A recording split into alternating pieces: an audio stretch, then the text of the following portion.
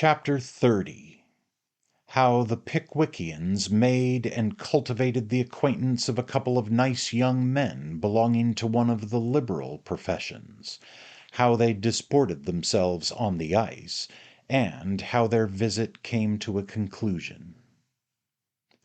"Well, Sam," said Mr. Pickwick, as that favoured servitor entered his bedchamber with his warm water on the morning of Christmas Day, "still frosty?" "Water in the wash-hand basin's a mask o' ice, sir," responded Sam. "Severe weather, Sam," observed Mr. Pickwick. "Fine time for them as is well wropped up, as the polar bear said to himself ven he was practising his skating," replied Mr. Weller. "I shall be down in a quarter of an hour, Sam," said Mr. Pickwick, untying his nightcap. "Werry good, sir," replied Sam. "There's a couple of sawbones downstairs." "A couple of what?" exclaimed Mr. Pickwick, sitting up in bed. "A couple of sawbones," said Sam. "What's a sawbones?" inquired Mr. Pickwick, not quite certain whether it was a live animal or something to eat. "What! Don't you know what a sawbones is, sir?" inquired Mr. Weller. "I thought everybody knowed a sawbones was a surgeon."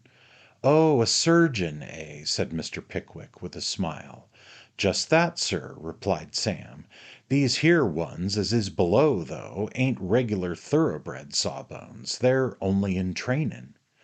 "In other words, they're medical students, I suppose," said Mr. Pickwick. Sam Weller nodded assent. "I am glad of it," said Mr. Pickwick, casting his nightcap energetically on the counterpane. "They are fine fellows, very fine fellows, with judgments matured by observation and reflection, and tastes refined by reading and study. I'm very glad of it." "They're a smoking cigars by the kitchen fire," said Sam. "Ah," observed Mr. Pickwick, rubbing his hands, "overflowing with kindly feelings and animal spirits. Just what I like to see." "And one of 'em," said Sam, not noticing his master's interruption, "one of 'em's got his legs on the table and is a drinking brandy neat, while t'other one, him in the barnacles, has got a barrel o' oysters atween his knees, which he's a opening like steam, and as fast as he eats 'em he takes a aim with the shells at young Dropsy, who's a sitting down fast asleep in the chimbly corner." "Eccentricities of genius, Sam," said Mr. Pickwick. "You may retire." Sam did retire accordingly. Mr. Pickwick, at the expiration of the quarter of an hour, went down to breakfast. "Here he is at last," said old Mr. Wardle. "Pickwick, this is Miss Allen's brother, Mr. Benjamin Allen. Ben we call him, and so may you, if you like. This gentleman is his very particular friend, Mr. Bob Sawyer," interposed Mr. Benjamin Allen, whereupon Mr. Bob Sawyer and Mr. Benjamin Allen laughed in concert. Mr. Pickwick bowed to Bob Sawyer, and Bob Sawyer bowed to Mr. Pickwick. Bob and his very particular friend then applied themselves most assiduously to the eatables before them, and Mr. Pickwick had an opportunity of glancing at them both. Mr. Benjamin Allen was a coarse, stout, thick-set young man, with black hair cut rather short, and a white face cut rather long. He was embellished with spectacles, and wore a white neckerchief. Below his single-breasted black surtout, which was buttoned up to his chin, appeared the usual number of pepper-and-salt coloured legs, terminating in a pair of imperfectly polished boots. Although his coat was short in the sleeves, it disclosed no vestige of a linen wristband, and although there was quite enough of his face to admit of the encroachment of the shirt collar, it was not graced by the smallest approach to that appendage. He presented altogether rather a mildewy appearance, and emitted a fragrant odour of full-flavoured Cubas. Mr. Bob Sawyer, who was habited in a coarse blue coat, which, without being either a greatcoat or a surtout, partook of the nature and qualities of both, had about him that sort of slovenly smartness and swaggering gait which is peculiar to young gentlemen who smoke in the streets by day, shout and scream in the same by night, call waiters by their Christian names, and do various other acts and deeds of an equally facetious description. He wore a pair of plaid trousers and a large, rough, double-breasted waistcoat. Out of doors he carried a thick stick with a big top. He eschewed gloves, and looked, upon the whole, something like a dissipated Robinson Crusoe. Such were the two worthies to whom Mr. Pickwick was introduced as he took his seat at the breakfast table on Christmas morning. "Splendid morning, gentlemen," said Mr. Pickwick. Mr. Bob Sawyer slightly nodded his assent to the proposition, and asked Mr. Benjamin Allen for the mustard. "Have you come far this morning, gentlemen?" inquired Mr. Pickwick. "Blue Lion at Muggleton," briefly responded Mr. Allen. "You should have joined us last night," said Mr. Pickwick. "So we should," replied Bob Sawyer, "but the brandy was too good to leave in a hurry, wasn't it, Ben?" "Certainly," said Mr. Benjamin Allen. "And the cigars were not bad, or the pork chops either, were they, Bob?" "Decidedly not," said Bob. The particular friends resumed their attack upon the breakfast more freely than before, as if the recollection of last night's supper had imparted a new relish to the meal. "Peg away, Bob," said Mr. Allen to his companion encouragingly. "So I do," replied Bob Sawyer, and so, to do him justice, he did. "Nothing like dissecting to give one an appetite," said Mr. Bob Sawyer, looking round the table. Mr. Pickwick slightly shuddered. "By the by, Bob," said Mr. Allen, "have you finished that leg yet?" "Nearly," replied Sawyer, helping himself to half a fowl as he spoke. "It's a very muscular one for a child's." "Is it?" inquired Mr. Allen carelessly. "Very," said Bob Sawyer with his mouth full. "I've put my name down for an arm at our place," said Mr. Allen. "We're clubbing for a subject, and the list is nearly full, only we can't get hold of any fellow that wants a head. I wish you'd take it." "No," replied Bob Sawyer, "can't afford expensive luxuries." "Nonsense," said Allen. "Can't, indeed," rejoined Bob Sawyer. "I wouldn't mind a brain, but I couldn't stand a whole head." "Hush, hush, gentlemen, pray," said Mr. Pickwick. "I hear the ladies." As Mr. Pickwick spoke, the ladies, gallantly escorted by Messrs. Snodgrass, Winkle, and Tupman, returned from an early walk. "Why, Ben," said Arabella, in a tone which expressed more surprise than pleasure at the sight of her brother. "Come to take you home tomorrow," replied Benjamin. Mr. Winkle turned pale. "Don't you see Bob Sawyer, Arabella?" inquired Mr. Benjamin Allen, somewhat reproachfully. Arabella gracefully held out her hand in acknowledgment of Bob Sawyer's presence. A thrill of hatred struck to Mr. Winkle's heart as Bob Sawyer inflicted on the proffered hand a perceptible squeeze. "Ben, dear," said Arabella, blushing, "have you been introduced to Mr. Winkle?" "I have not been, but I shall be very happy to be, Arabella," replied her brother gravely. Here Mr. Allen bowed grimly to Mr. Winkle, while Mr. Winkle and Mr. Bob Sawyer glanced mutual distrust out of the corners of their eyes. The arrival of the two new visitors, and the consequent check upon Mr. Winkle and the young lady with the fur round her boots, would in all probability have proved a very unpleasant interruption to the hilarity of the party, had not the cheerfulness of Mr. Pickwick and the good humour of the host been exerted to the very utmost for the common weal. Mr. Winkle gradually insinuated himself into the good graces of Mr. Benjamin Allen, and even joined in a friendly conversation with Mr. Bob Sawyer, who, enlivened with the brandy and the breakfast and the talking, gradually ripened into a state of extreme facetiousness, and related with much glee an agreeable anecdote about the removal of a tumour on some gentleman's head, which he illustrated by means of an oyster knife and a half-quartern loaf, to the great edification of the assembled company.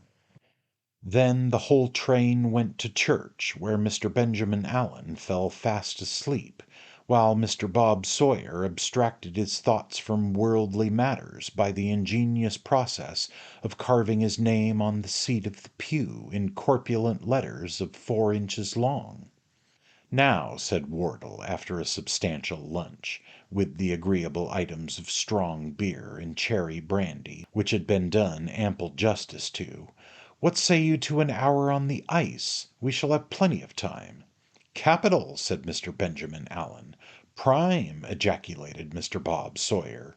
"You skate, of course, Winkle?" said Wardle. "Yes, oh yes," replied Mr. Winkle. I am rather out of practice." "Oh, do skate, Mr. Winkle," said Arabella. "I like to see it so much." "Oh, it is so graceful," said another young lady. A third young lady said it was elegant, and a fourth expressed her opinion that it was swan-like. "I should be very happy, I'm sure," said Mr. Winkle, reddening, "but I have no skates." This objection was at once overruled.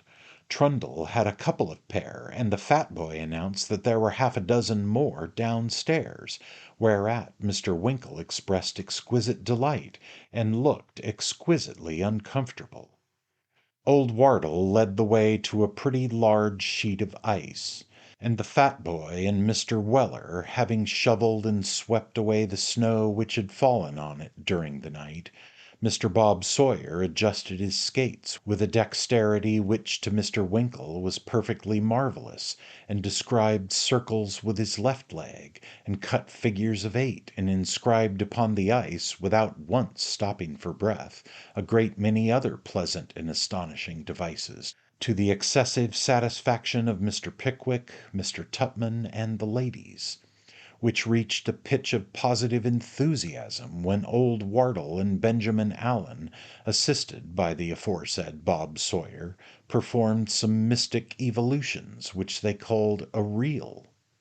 All this time Mr. Winkle, with his face and hands blue with the cold, had been forcing a gimlet into the sole of his feet, and putting his skates on with the points behind, and getting the straps into a very complicated and entangled state, with the assistance of Mr. Snodgrass, who knew rather less about skates than a Hindoo. At length, however, with the assistance of Mr. Weller, the unfortunate skates were firmly screwed and buckled on, and Mr. Winkle was raised to his feet. "Now then, sir," said Sam, in an encouraging tone, "off with you, and show 'em how to do it." "Stop, Sam, stop," said Mr. Winkle, trembling violently, and clutching hold of Sam's arms with the grasp of a drowning man. "How slippery it is, Sam." "Not an uncommon thing upon ice, sir," replied Mr. Weller. "Hold up, sir." This last observation of Mr. Weller's bore reference to a demonstration Mr. Winkle made at the instant of a frantic desire to throw his feet in the air and dash the back of his head on the ice. "These are very awkward skates, ain't they, Sam?" inquired Mr. Winkle, staggering. "I'm afeard there's a awkward gen'leman in 'em, sir," replied Sam. "Now, Winkle," cried Mr. Pickwick, quite unconscious that there was anything the matter, "come, the ladies are all anxiety." "Yes, yes," replied Mr. Winkle with a ghastly smile, "I'm coming." "Just a-going to begin," said Sam, endeavouring to disengage himself. "Now, sir, start off." "Stop an instant, Sam," gasped Mr. Winkle, clinging most affectionately to Mr. Weller. "I find I've got a couple of coats at home that I don't want, Sam. You may have them, Sam." "Thank'ee, sir," replied Mr. Weller. "Never mind touching your hat, Sam," said Mr. Winkle, hastily. "You needn't take your hand away to do that. I meant to have given you 5 shillings this morning for a Christmas box, Sam. I'll give it to you this afternoon, Sam." "You're wery good, sir," replied Mr. Weller. "Just hold me at first, Sam, will you?" said Mr. Winkle. There, that's right. I shall soon get in the way of it, Sam. Not too fast, Sam, not too fast." Mr. Winkle, stooping forward, with his body half doubled up, was being assisted over the ice by Mr. Weller, in a very singular and unswan-like manner, when Mr. Pickwick most innocently shouted from the opposite bank, "Sam! Sir! Here, I want you." "Let go, sir," said Sam. "Don't you hear the governor a-calling? Let go, sir." With a violent effort Mr. Weller disengaged himself from the grasp of the agonized Pickwickian, and, in doing so, administered a considerable impetus to the unhappy Mr. Winkle. With an accuracy which no degree of dexterity or practice could have ensured, that unfortunate gentleman bore swiftly down into the centre of the reel, at the very moment when Mr. Bob Sawyer was performing a flourish of unparalleled beauty. Mr. Winkle struck wildly against him, and with a loud crash they both fell heavily down. Mr. Pickwick ran to the spot. Bob Sawyer had risen to his feet, but Mr. Winkle was far too wise to do anything of the kind in skates. He was seated on the ice, making spasmodic efforts to smile, but anguish was depicted on every lineament of his countenance.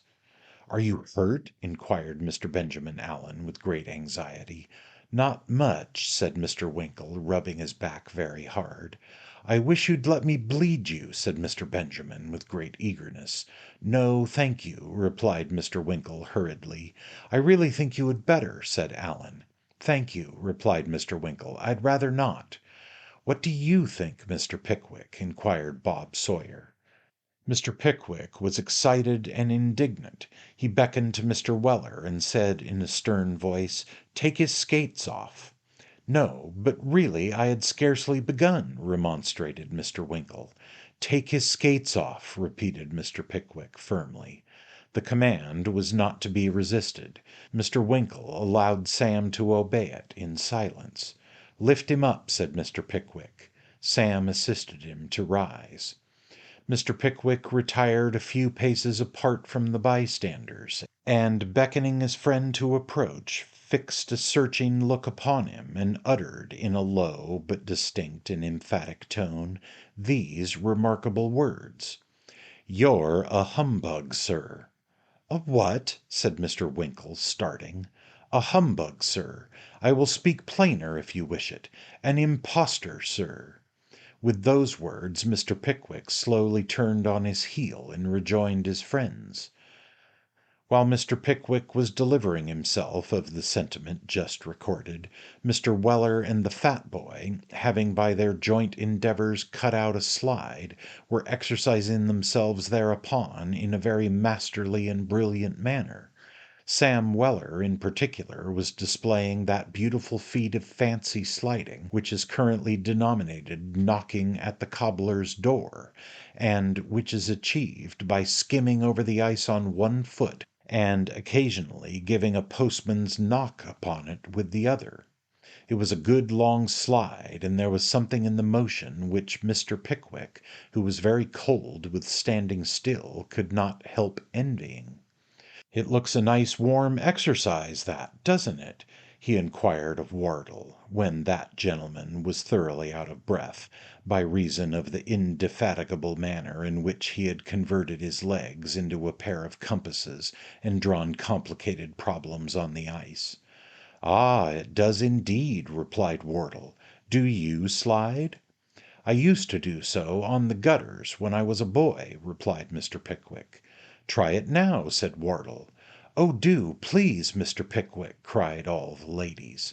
"I should be very happy to afford you any amusement," replied Mr. Pickwick, "but I haven't done such a thing these 30 years." "Pooh, pooh, nonsense," said Wardle, dragging off his skates with the impetuosity which characterized all his proceedings. "Here, I'll keep you company. Come along." And away went the good-tempered old fellow down the slide, with a rapidity which came very close upon Mr. Weller, and beat the fat boy all to nothing. Mr. Pickwick paused, considered, pulled off his gloves, and put them in his hat, took 2 or 3 short runs, balked himself as often, and at last took another run and went slowly and gravely down the slide, with his feet about 1.25 yards apart, amidst the gratified shouts of all the spectators. "Keep the pot a bilin', sir," said Sam, and down went Wardle again, and then Mr. Pickwick, and then Sam, and then Mr. Winkle, and then Mr. Bob Sawyer, and then the fat boy, and then Mr. Snodgrass, following closely upon each other's heels, and running after each other with as much eagerness as if their future prospects in life depended on their expedition. It was the most intensely interesting thing to observe the manner in which Mr. Pickwick performed his share in the ceremony, to watch the torture of anxiety with which he viewed the person behind, gaining upon him at the imminent hazard of tripping him up, to see him gradually expend the painful force he had put on at first, and turn slowly round on the slide, with his face towards the point from which he had started, to contemplate the playful smile which mantled on his face when he had accomplished the distance, and the eagerness with which he turned round when he had done so, and ran after his predecessor, his black gaiters tripping pleasantly through the snow, and his eyes beaming cheerfulness and gladness through his spectacles. And when he was knocked down, which happened upon the average every 3rd round, it was the most invigorating sight that can possibly be imagined, to behold him gather up his hat, gloves, and handkerchief with a glowing countenance, and resume his station in the rank, with an ardor and enthusiasm that nothing could abate. The sport was at its height, the sliding was at the quickest, the laughter was at the loudest, when a sharp, smart crack was heard. There was a quick rush towards the bank, a wild scream from the ladies, and a shout from Mr. Tupman. A large mass of ice disappeared, the water bubbled up over it, Mr. Pickwick's hat, gloves, and handkerchief were floating on the surface, and this was all of Mr. Pickwick that anybody could see. Dismay and anguish were depicted on every countenance. The males turned pale, and the females fainted.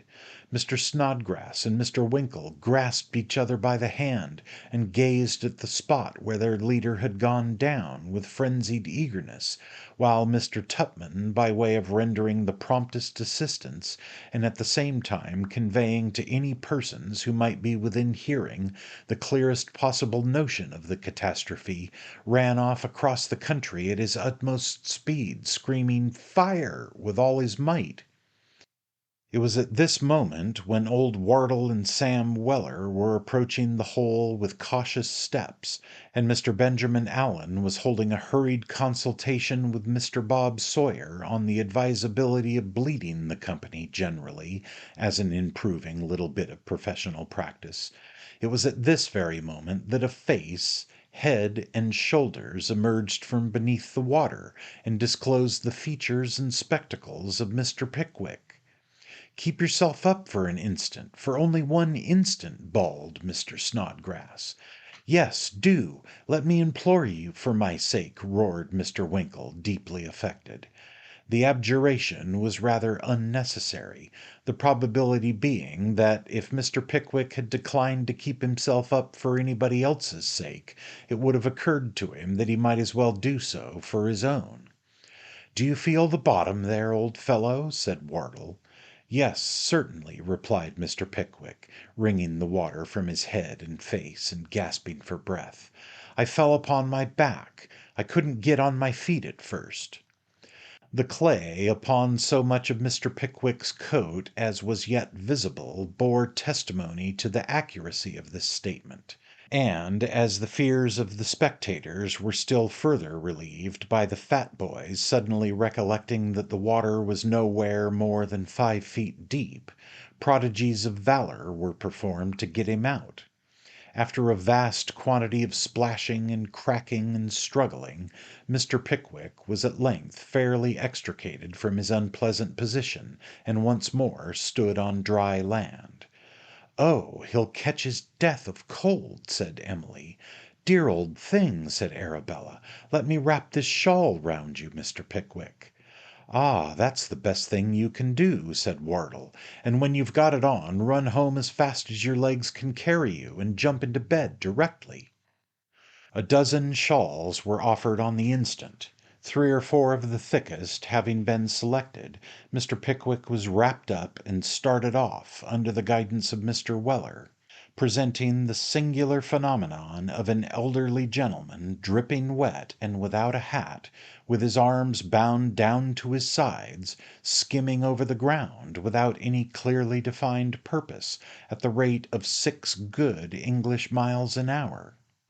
But Mr. Pickwick cared not for appearances in such an extreme case, and, urged on by Sam Weller, he kept at the very top of his speed until he reached the door of Manor Farm, where Mr. Tupman had arrived some 5 minutes before, and had frightened the old lady into palpitations of the heart by impressing her with the unalterable conviction that the kitchen chimney was on fire, a calamity which always presented itself in glowing colors to the old lady's mind whenever anybody about her evinced the smallest agitation. Mr. Pickwick paused not an instant until he was snug in bed. Sam Weller lighted a blazing fire in the room and took up his dinner. A bowl of punch was carried up afterwards, and a grand carouse held in honor of his safety. Old Wardle would not hear of his rising, so they made the bed the chair, and Mr. Pickwick presided. A second and a third bowl were ordered in, and when Mr. Pickwick awoke next morning there was not a symptom of rheumatism about him, which proves, as Mr. Bob Sawyer very justly observed, that there is nothing like hot punch in such cases, and that if ever hot punch did fail to act as a preventive, it was merely because the patient fell into the vulgar error of not taking enough of it. The jovial party broke up next morning. Breakings up are capital things in our school days, but in after life they are painful enough. Death, self-interest, and fortune's changes are every day breaking up many a happy group, and scattering them far and wide, and the boys and girls never come back again. We do not mean to say that it was exactly the case in this particular instance. All we wish to inform the reader is, that the different members of the party dispersed to their several homes, that Mr. Pickwick and his friends once more took their seats on the top of the Muggleton coach, and that Arabella Allen repaired to her place of destination, wherever it might have been. We dare say Mr. Winkle knew, but we confess we don't, under the care and guardianship of her brother Benjamin and his most intimate and particular friend, Mr. Bob Sawyer. Before they separated, however, that gentleman and Mr. Benjamin Allen drew Mr. Pickwick aside with an air of some mystery, and Mr. Bob Sawyer, thrusting his forefinger between 2 of Mr. Pickwick's ribs, and thereby displaying his native drollery and his knowledge of the anatomy of the human frame at one and the same time, inquired, "I say, old boy, where do you hang out?" Mr. Pickwick replied that he was at present suspended at the George and Vulture. "I wish you'd come and see me," said Bob Sawyer. "Nothing would give me greater pleasure," replied Mr. Pickwick. "There's my lodgings," said Mr. Bob Sawyer, producing a card. "Lant Street, Borough. It's near Guy's, and handy for me, you know. Little distance after you've passed St. George's Church. Turns out of the High Street on the right-hand side the way." "I shall find it," said Mr. Pickwick. "Come on Thursday fortnight, and bring the other chaps with you," said Mr. Bob Sawyer. "I'm going to have a few medical fellows that night." Mr. Pickwick expressed the pleasure it would afford him to meet the medical fellows, and after Mr. Bob Sawyer had informed him that he meant to be very cosy, and that his friend Ben was to be one of the party, they shook hands and separated. We feel that in this place we lay ourselves open to the inquiry whether Mr. Winkle was whispering during this brief conversation to Arabella Allen, and if so, what he said, and furthermore, whether Mr. Snodgrass was conversing apart with Emily Wardle, and if so, what he said. To this we reply that whatever they might have said to the ladies, they said nothing at all to Mr. Pickwick or Mr. Tupman for 28 miles, and that they sighed very often, refused ale and brandy, and looked gloomy. If our observant lady readers can deduce any satisfactory inferences from these facts, we beg them by all means to do so.